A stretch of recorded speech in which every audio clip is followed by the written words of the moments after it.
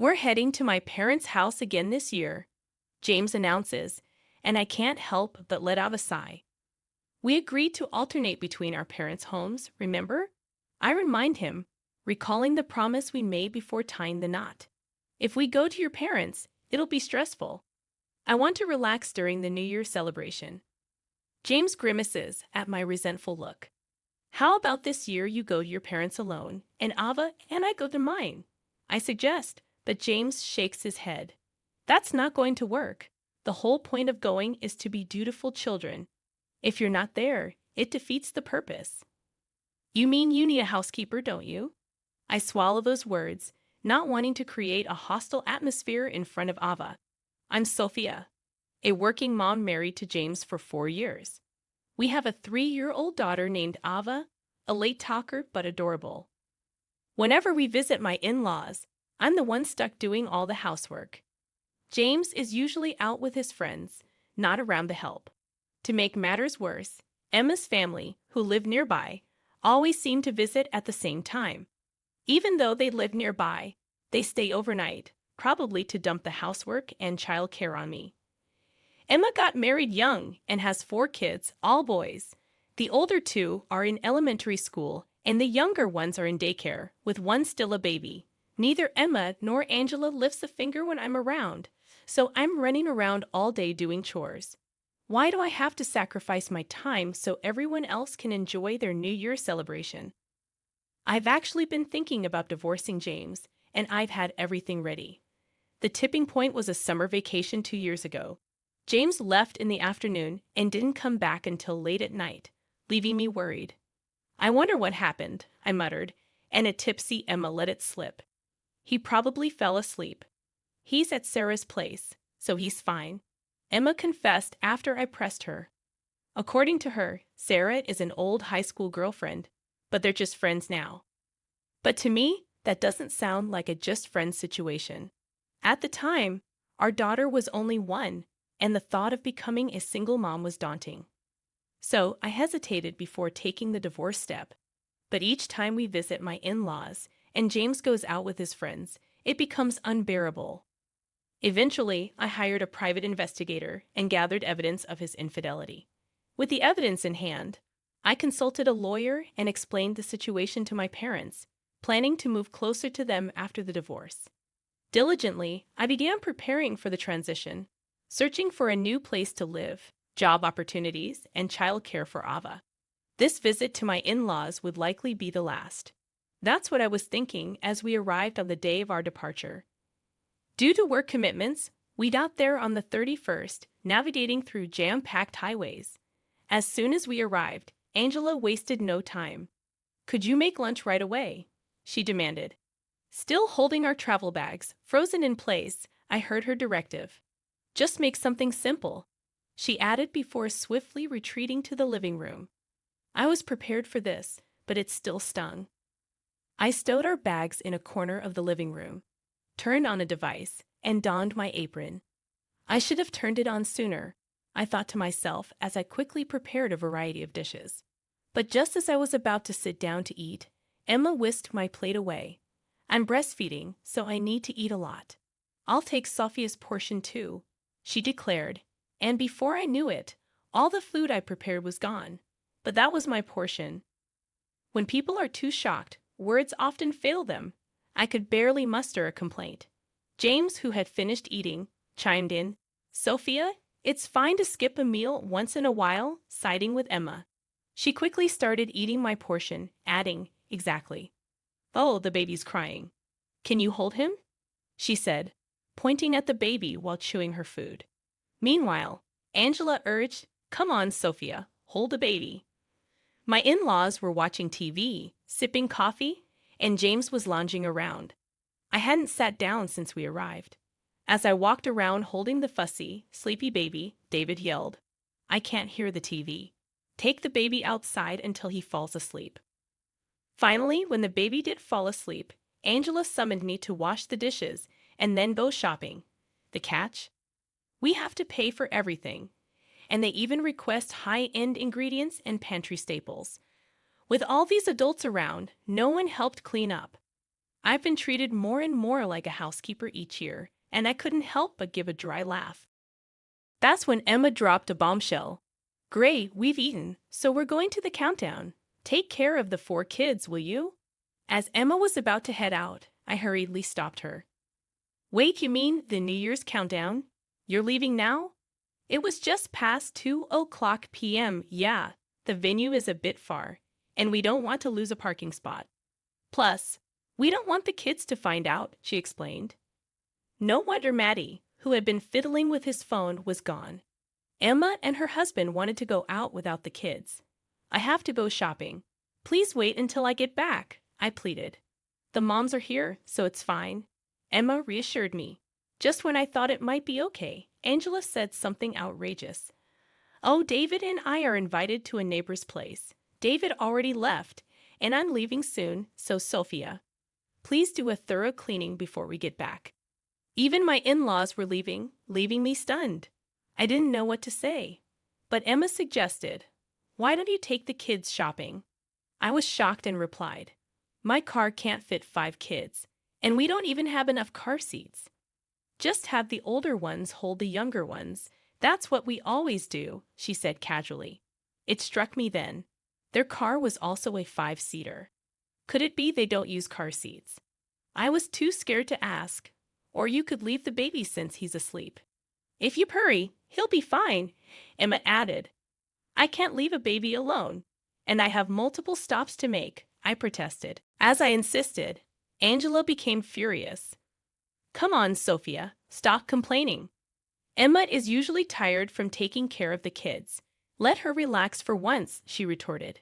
Then, Angela, please stay and watch the kids, I countered. I can't. I've already made plans with the neighbors, and my knee hurts, so I can't take care of the kids. Angela easily deflected, even when I pushed back. Then James stepped in, wearing a coat as if he's going somewhere. Hey, Emma, can you ask Sophia for a favor? He requested, but it seemed impossible. James, can you at least watch them while I go shopping? I'm going with them, so I can't, Emma replied. My mind went blank at James's words. What was decided from the start that the 3 of them are going? What about Ava and me and Emma's kids? As I fired off questions, James got annoyed. Stop nagging. Just do the housework, Sophia. That's what a daughter-in-law is supposed to do, he said dismissively. I was about to explode with anger. Maybe I'd been too patient all this time. Just as I was about to yell, Emma's kids, Michael and Thomas, came in. Are the moms going somewhere? We want to go too. It's not fair. Let's all go, they protested. They must have figured out their parents were going somewhere and started making a fuss. Good, keep it up, I muttered to myself. The kids continued. Why don't we all go? I suggested with a smile. James and the others exchanged glances, but then James slipped up in frustration. No, it's supposed to be a double date, he admitted. A date? I couldn't help but ask. Wait, you idiot. Emma hurriedly smacked James on the head, but it was too late. A double date? I'm James's wife. Do you know who James's date is? Is it that Sarah person? My voice dropped in the room, and the room fell silent, even the kids. Perhaps shocked, James becomes defiant. So what if I have female friends? Are you saying you won't allow me to have friends of the opposite sex now that we're married? He retorts. Don't change the subject, Emma.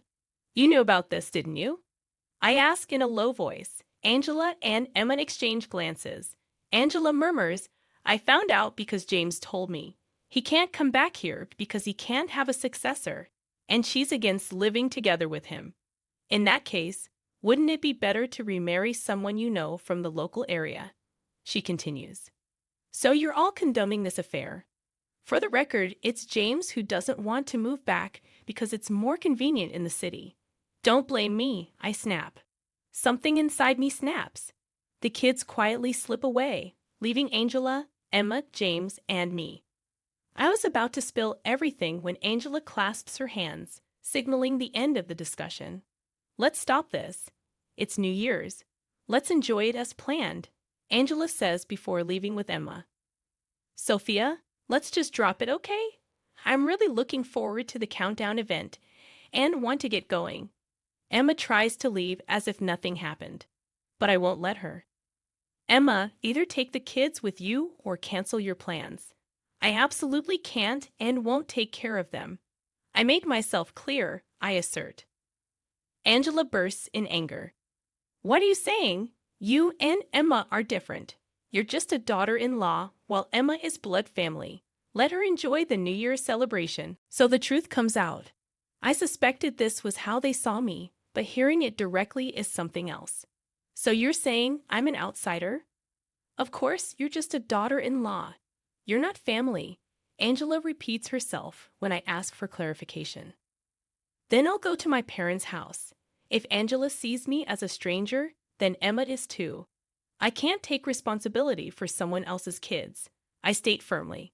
Angela is at a loss for words, caught off guard. Hey, Sophia, what are you saying to Mom? James yells. But it's so off the mark it's infuriating. James, aren't you bothered by what Mom said? She called me an outsider, I retort.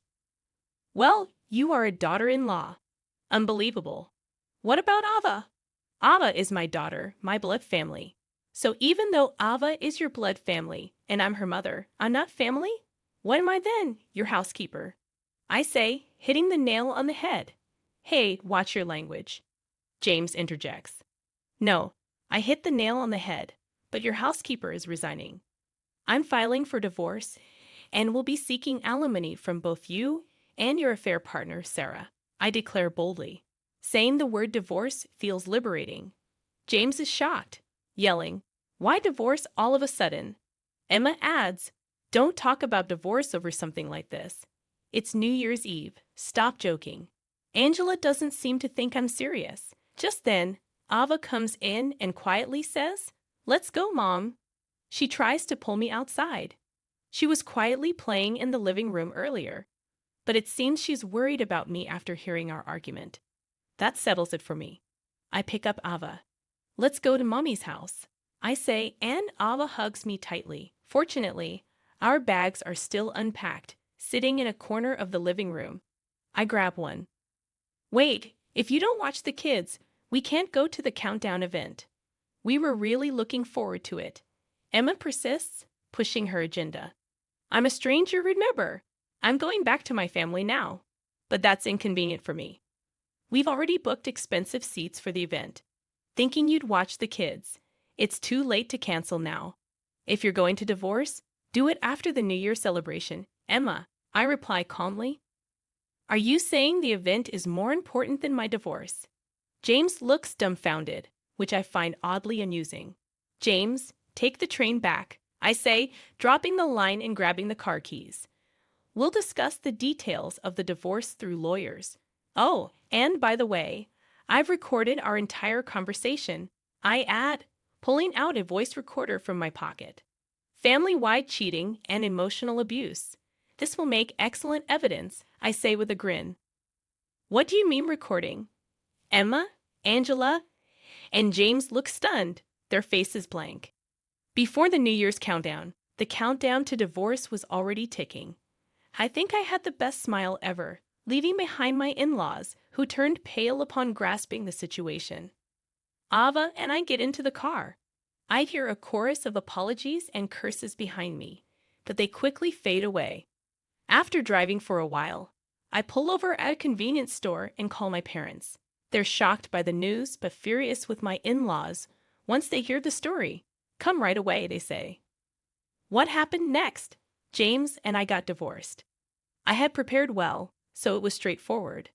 I planned to get custody of Ava, and James quickly agreed. He probably planned to remarry his affair partner. However, she dumped him, saying she didn't want to be treated like a housekeeper in his home.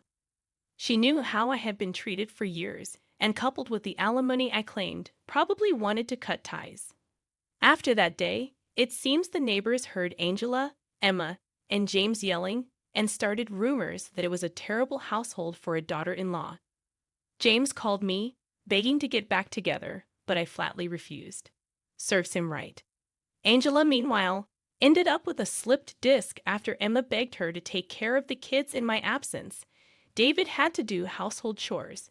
He's not good at making the atmosphere at home tense. Emma and her husband got caught by the police for not having their children in car seats. It was right after the countdown event, and they were under the influence. Making matters worse, the neighborhood is buzzing with stories about the family's mistreatment of me and Emma's run-in with the law, making life uncomfortable for my former in-laws, all their own doing. As for me, life after divorce is going smoothly, partly because I had prepared in advance. I was worried about the impact of the divorce on Ava, but we're enjoying calmer days than I expected. Ava is smiling and talking more than before. Everything is moving in a positive direction, and I'm relieved. I want to protect Ava's smiles and spend each day doing just that.